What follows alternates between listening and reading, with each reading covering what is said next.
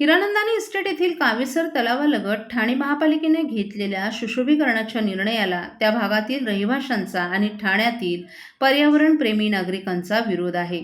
पर्यावरण दिनाच्या पार्श्वभूमीवर या सर्व नागरिकांनी कावेसर तलावाजवळ एकत्रित येत ठाणे महापालिकेने घेतलेल्या सुशोभीकरणाच्या निर्णयाविरोधात निदर्शन केलं. कावेसर तलावाच्या आजूबाजूला नैसर्गिक संपत्ती असून या सुशोभीकरणामुळे ही नैसर्गिक संपत्ती नष्ट होण्याची शक्यता आहे. त्यामुळे आमचा ठाणे महापालिकेच्या निर्णयाला कायम विरोध असेल असा सूचक इशारा नागरिकांनी दिलाय. घोडबंदर येथील हिरानंदानी इस्टेट भागातील कावेसर तलावाच्या येथे सुशोभीकरण करण्याचा निर्णय ठाणे महापालिकेनं घेतला. या कामाचं भूमिपूजन देखील पार पडलं. परंतु ठाणे महापालिकेने घेतलेल्या या सुशोभीकरणाच्या निर्णयाला येथील स्थानिक रहिवाशांचा तसंच ठाण्यातील पर्यावरण प्रेमींचा विरोध आहे. त्यामुळे गेल्या अनेक दिवसांपासून कावेसर तलाव हा चर्चेचा विषय बनलाय. या भागातील रहिवाशांनी व्हॉट्सअप तसंच इतर समाज माध्यमांद्वारे तलाव वाचवण्याची मोहीम हाती घेतली आहे. या संदर्भात काही दिवसांपूर्वीच ऑनलाईन याचिका तयार करण्यात आली. यामध्ये 4,000हून अधिक जणांनी स्वाक्षरी करून सुशोभीकरणास विरोध दर्शवलाय. तसंच जनजागृतीसाठी परिसरात फलक उभारण्यात आलेत. पर्यावरण दिनाचं औचित्य साधून या सर्व मंडळींनी एकत्र येत कावेसर तलावाजवळ निदर्शनं केली. यामध्ये तरुणांचा मोठ्या संख्येनं सहभाग होता. कावेसर तलाव वाचवा, निसर्गाचा आदर करा, काँक्रिटीकरण थांबवा अशा विविध आशयाचे फलक हातात घेऊन या नागरिकांनी निदर्शनं केली. या निदर्शनादरम्यान कोणताही अनुचित प्रकार घडू नये यासाठी स्थानिक पोलीस देखील या ठिकाणी उपस्थित होते. तुमचं नाव सांगा. आणि माझं नाव विद्याधर वालावलकर. मी पर्यावरण दक्षता मंडळ नावाच्या संस्थेचं गेली 25 वर्ष इथे काम करतो आणि आता आम्ही माझा तलाव नावाची एक मोहीम चालवतो आहे. गेली 3-1 वर्ष या सगळी मोहीम चालवतो आणि सगळ्या तलावांचा अभ्यास आहे आता आमच्याकडे. ठाण्यातले एकूण 43 तलाव आहेत ठाण्यामध्ये. प्रत्येक तलावाचा अभ्यास आम्ही केलेला आहे आणि 3 वर्षाचं डॉक्युमेंटेशन केलेलं आहे. त्याला धरून आम्ही बोलतो आहे सगळ्या ठिकाणी जाऊन. तर या तलावाबद्दल नागरिकांनी जी जागरूकता दाखवली त्याबद्दल काय? नाही चांगलंच आहे ना. मी आता सगळ्यांचं अभिनंदन केलं. एवढी तरुण मुलं जर उभी राहिली ना तर निश्चितपणे बदल घडू शकतो. कारण तरुणाला काय हवं आहे ते कोण विचारच करत नाही आहे. केवळ आपल्याला बजेट आलं म्हणून ते खर्च करायसाठी काहीतरी प्लॅनिंग करायचं. ते प्लॅनिंग करताना एकदा इथे जाहीर सभा घ्या ना. त्यांना सगळ्यांना समजावून सांगा ना काय करतायत ते. त्यातलं जे नको असेल लोकांना ते काढून टाका ना. त्याच्याऐवजी अजून काहीतरी चांगलं करा ना. मी मगाशी म्हटलं परत एकदा की म्हटलं तुम्ही अभ्यास केलेला आहे. तुम्ही जर पाहिलं अख्ख्या या सगळ्या कावेसर तलाव आणि आजूबाजूला कुठे सिमेंटीकरण नाही. तर सिमेंटीकरण गजिबो असेल, एमपी थिएटर असेल किंवा काही ट्रॅक्स असतील हे बनवायचं इथे सुशोभीकरण किंवा त्या नावाखाली केलं जातं. हे किती योग्य आहे? हे अयोग्य आहे. मी तुम्हाला मगाशी म्हटलं तसं जर तुम्ही आजारी पडलात ना तर तुम्हाला डॉक्टरकडे नेतात. तुम्हाला ब्युटी पार्लरमध्ये नेत नाहीत. इथे ते तलावाला आजारी पडलेला नसताना आता त्याला ब्युटिफाय करतात. त्यातनं तो आजारी पडेल. नंतर आता ह्याच्यावेळी तुम्हाला एकतरी ऑक्सिजनचं मशीन दिसतंय का? बाकी सगळ्या 42 तलावावर जाऊन बघा ऑक्सिजनचे मशीन लावले आहेत आतमध्ये. तरच ते जगत आहेत. आतले मासे वगैरे सगळं. आतला इथला हॅबिटॅट जर जिवंत आहे, तो स्वतःच्या नॅचरली पळतोय तो तलाव, तर त्याला आता आजारी करण्याचं नवीन धोरण स्वीकारलं आहे. ते चुकीचंच आहे पूर्ण. आता एकच राहिला हा. पहिले तो उपवंतरी होता, आता हा एकच राहिला आहे की जो नॅचरल तलाव राहिला आहे. त्यामुळे तो नक्की चांगल्या प्रकारे राहणं आवश्यक आहे.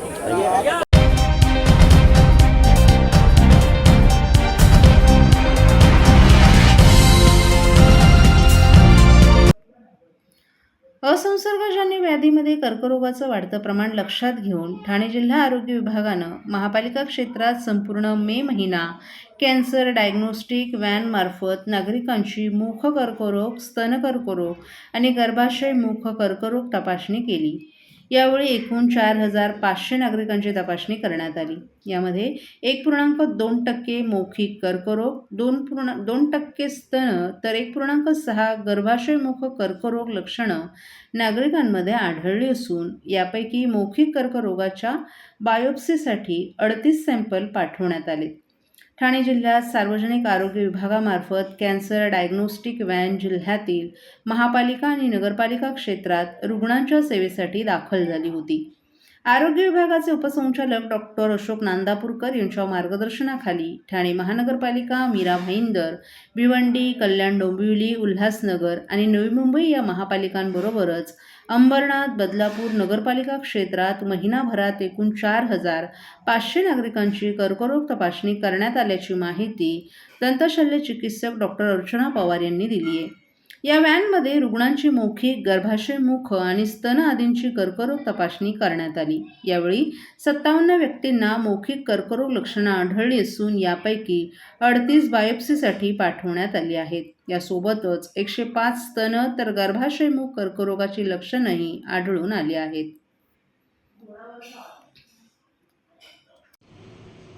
सार्वजनिक आरोग्य विभाग, महाराष्ट्र शासन, माननीय मंत्री प्रकाशजी आंबेडकर साहेब यांच्या मार्गदर्शनाखाली कॅन्सर डिटेक्शन व्हॅन अख्ख्या महाराष्ट्रात विविध जिल्ह्यामध्ये फिरते आहे.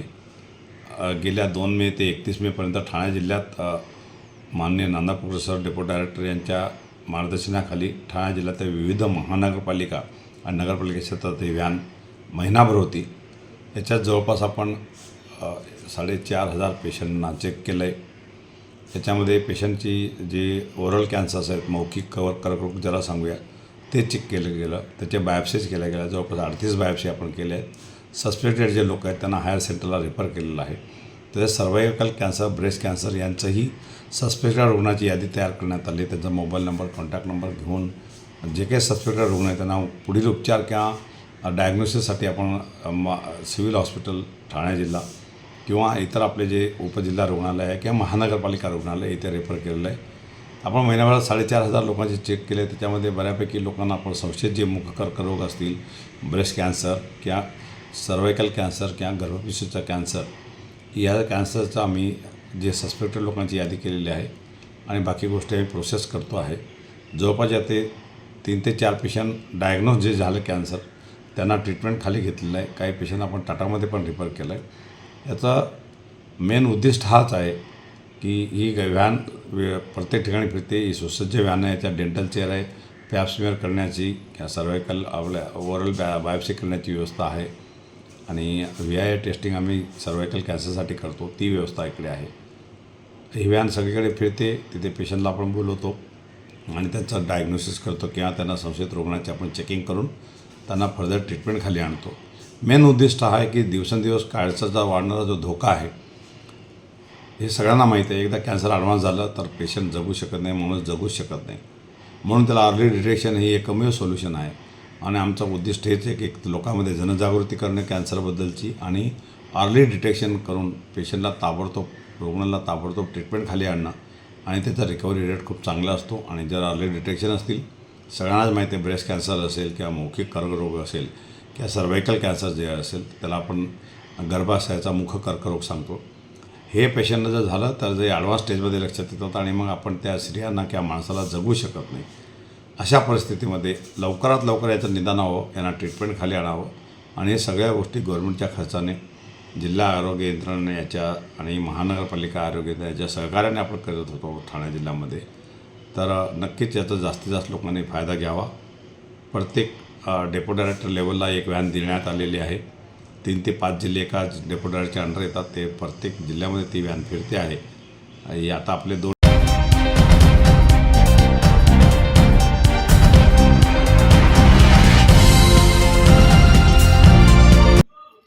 जागतिक पर्यावरण दिनाच्या निमित्तानं ठाण्यात आज विविध हरित उपक्रमांचं आयोजन करण्यात आलं होतं. या कार्यक्रमात राज्याचे मंत्री प्रताप सरनाईक यांनी उपस्थित राहून वृक्षारोपण करत ठाणेकरांना पर्यावरण दिनाच्या शुभेच्छा दिल्या. राज्याचे उपमुख्यमंत्री एकनाथ शिंदे यांच्या संकल्पनेतून हरित ठाणे उपक्रम हाती घेण्यात आला असून त्या अंतर्गत 1 लाखाहून अधिक झाडं लावण्याचा संकल्प महापालिकेनं केलाय. विशेषतः रेमंडच्या भूखंडावर बांबूंची लागवड आणि विविध प्रकारची झाडं लावण्यात आली. महानगरपालिकेच्या वतीनं शून्य कचरा मोहिमेला देखील सुरुवात करण्यात आली असून विकासाच्या दृष्टीनं काही झाडं काढावी लागतात, मात्र आम्ही कमीत कमी वृक्षतोड आणि अधिक वृक्षारोपण यावर भर देत असून जर 10 झाडं तोडली तर 1000 झाडं लावण्याचा आमचा संकल्प असल्याचं सरनाईक यांनी सांगितलं. राजकीय घडामोडींवर बोलताना त्यांनी आपले आणि एकनाथ शिंदे यांचं नातं जुळ्या भावांसारखं असून आम्ही एकमेकांवर प्रेम करणारे आणि सहकार्य करणारे असल्याचं सांगितलं. एकनाथ शिंदे नाराज असल्याच्या बातम्यांवर भाष्य करताना त्यांनी स्पष्ट केलं की कोणतीही नाराजी नाही. काही वृत्तवाहिन्या आणि माध्यमांमध्ये चुकीची माहिती दिली जाते. अजित पवार यांनी ST महामंडळाच्या बाबतीत सहकार्य केले. थोड्याफार कुरघोडी असतात, परंतु त्यांचं भांडवल करण्यात अर्थ नसल्याचंही त्यांनी सांगितलं. देवेंद्र फडणवीस, अजित पवार आणि एकनाथ शिंदे ही फेविकॉलची जोड असून विरोधक कितीही प्रयत्न केले तरी हे संबंध तुटणार नाहीत असंही सरनाईक यांनी सांगितलं. ऑपरेशन टायगर आणि राज्यातील नेतृत्वाविषयी बोलताना त्यांनी या सर्व गोष्टींचं नेतृत्व एकनाथ शिंदे सक्षमपणे करत असल्याचंही त्यांनी सांगितलं. या कार्यक्रमामुळे पर्यावरणविषयक जनजागृतीबरोबरच राजकीय एकात्मतेचाही संदेश ठाणेकरांना मिळाला.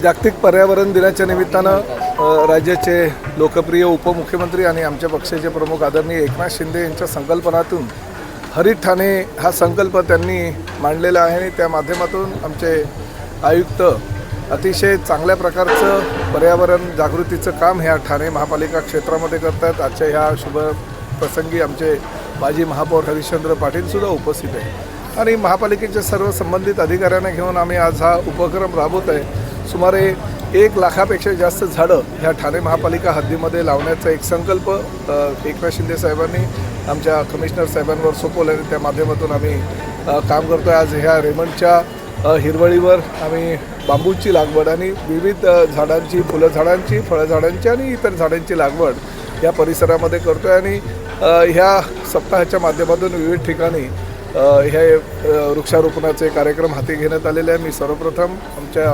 शिंदेसाहेबांच्या वतीनं ठाणेकरांना खूप खूप शुभेच्छा देतो आणि आयुक्त श्री सौरभराव यांनी आणि त्यांच्या सगळ्या सहकाऱ्यांनी पर्यावरण दिनाचा औचित्य साधून जो उपक्रम हाती घेतलेला आहे त्याला सुद्धा शुभेच्छा देतो. शून्य कचरा अभियानाचा जो प्रदर्शन आहे त्याचं देखील आज उद्घाटन जावदेवी मैदानामध्ये 5 तारखेपासून 8 तारखेपर्यंत शून्य कचरा मोहिमेचा एक चांगला उपक्रम आमच्या महापालिकेच्या वतीनं करण्यात येत आहे. तुम्हालाही कल्पना आहे की नगरविकास खातं ज्यांच्याकडे आहे ते शिंदेसाहेबांनी करोडो रुपयाचा निधी ठाणे महापालिकेला कचऱ्याच्या प्रकल्पासंदर्भात दिलेला आहे. त्या माध्यमातून टोगो व्हॅनपासून अनेक प्रकल्प आम्ही शहरामध्ये राबवतो आहे. मध्यंतरीच्या काळामध्ये कचऱ्याचा थोडाफार प्रश्न उद्भवलेला होता, परंतु तो प्रश्न आमच्या सगळ्या अधिकाऱ्यांनी अहोरात्र मेहनत करून निकाली काढला आणि शून्य कचरा मोहीम आज महापालिका स्तरावर चालू आहे. थोडीशी अडचण ठाणे जसं झपाट्यानं वाढत चाललं आहे, लोकसंख्या झपाट्यानं वाढत चाललेली आहे आणि प्रामुख्याने घोडबंदर विभाग जो मोठ्या प्रमाणात वाढत चाललेला आहे त्यामुळे आम्हाला अडचण निर्माण होते. तरीसुद्धा आमच्या ह्या सगळ्या येणाऱ्या अडचणींवर मात करून आमच्या अधिकाऱ्यांनी अतिशय चांगल्या प्रकारचा संकल्प हाती घेतलेला आहे शून्य कचरा मोहिमेचा. त्याला निश्चितपणे यश लाभेल याची आम्हाला खात्री आहे.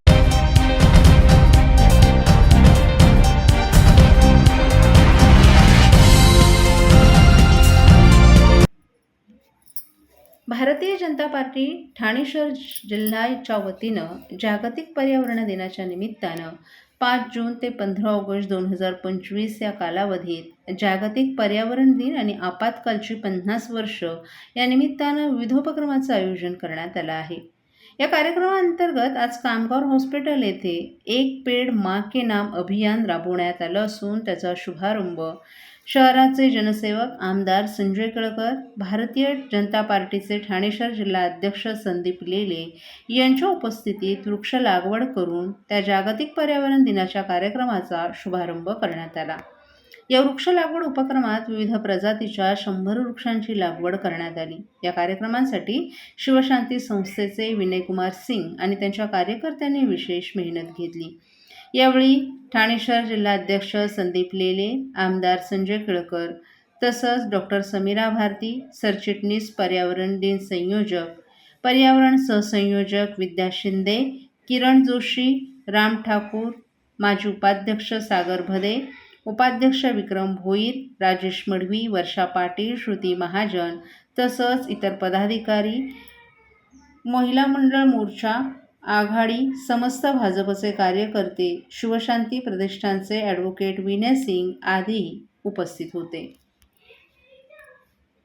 पर्यावरण दिन आहे, वृक्षारोपण करण्यात आलंय, काय सांगाल? जागतिक पर्यावरण दिनाच्या मी सगळ्यांना पहिले शुभेच्छा देतो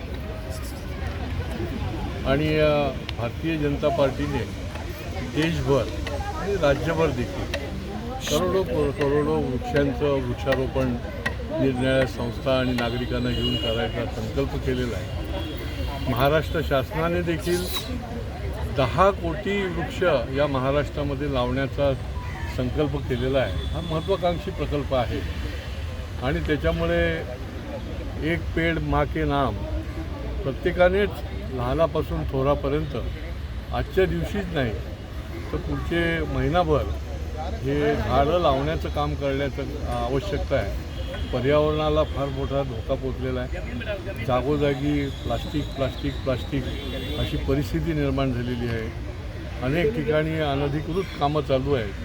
त्याला देखील सजगपणे ते कसं सुरक्षित राहील त्यासाठी देखील लोकांनी काम करण्याची गरज आहे आणि आम्ही देखील एका बाजूला झाडं लावा, झाडं जगवा आणि दुसऱ्या बाजूला अशा प्रकारचं अवैध काम कोणी करत असेल तर त्याच्या विरुद्ध देखील संघर्ष करण्याला आम्ही देखील पुढच्या काळामध्ये कटिबद्ध राहणार आहोत. केळकर साहेब, शालेय विद्यार्थ्यांमध्ये सुद्धा जनजागृती होणं गरजेचं आहे वृक्ष लागवडीबाबत, त्याबाबत कसं असणार? शालेय विद्यार्थ्यांनी तर आम्ही नेहमीच सांगतो अनेक शाळांमध्ये जात असताना की प्रत्येक मुलाने किमान वर्षभरामध्ये 5 झाडं लावली पाहिजे.